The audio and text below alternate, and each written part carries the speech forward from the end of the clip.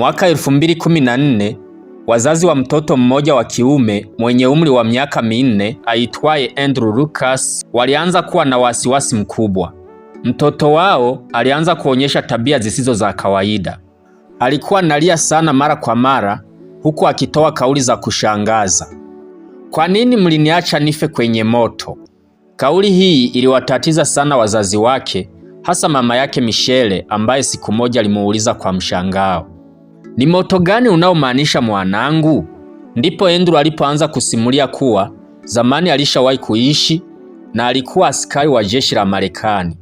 Alieleza kuwa alipoteza maisha yake kwenye mlipuko mkubwa wa moto akiwa kazini. Maneno haya yaliwaacha wazazi wake wakiwa na maswali mengi.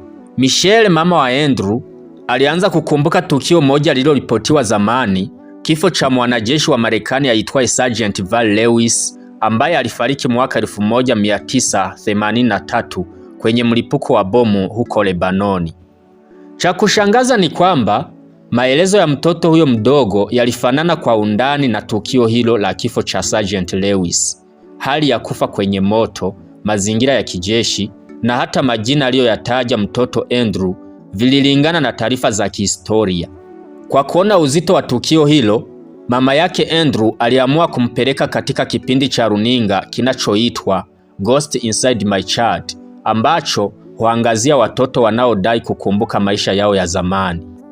Wakati wa kipindi hicho, mtoto Andrew alipewa picha mbalimbali za wanajeshi wa zamani ili ajaribu kuwatambua.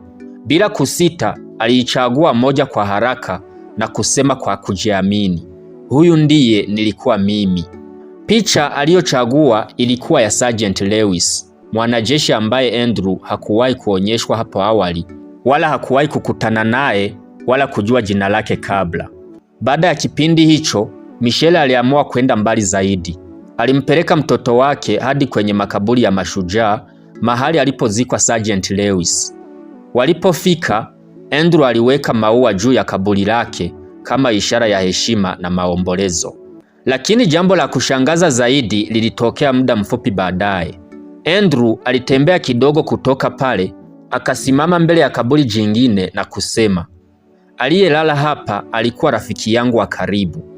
Wote waliokuwa pale walishangaa, kwani mtoto huyo hakuwahi kufika eneo hilo hapo kabla, wala hakujua ni nani aliyekuwepo kaburini humo. Uchunguzi ulipoendelea, ilibainika kwamba hilo lilikuwa ni kaburi la mwanajeshi mwenzake na Sergeant Lewis, ambaye walihudumu pamoja wakati wa maisha yao ya kijeshi.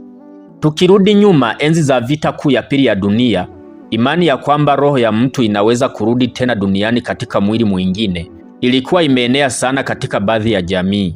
Hadi leo, simulizi kama hili la Andrew Lucas limeendelea kuwa gumzo na kuibua maswali mengi kuhusu maisha baada ya kifo. Je, ni kweli roho za watu huishi tena kupitia miili ya watoto wachanga? Je, haya ni matukio ya kweli au ni sadfa tu?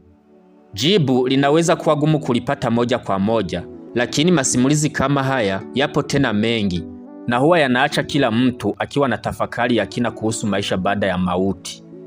Asante sana ndugu mpendwa msikilizaji, mfuataji, kwa kutazama hii video mpaka mwisho. Usisahau kusubscribe hapo chini ujiandikishe ili kupata visa vingine vya kusisimua kama hiki.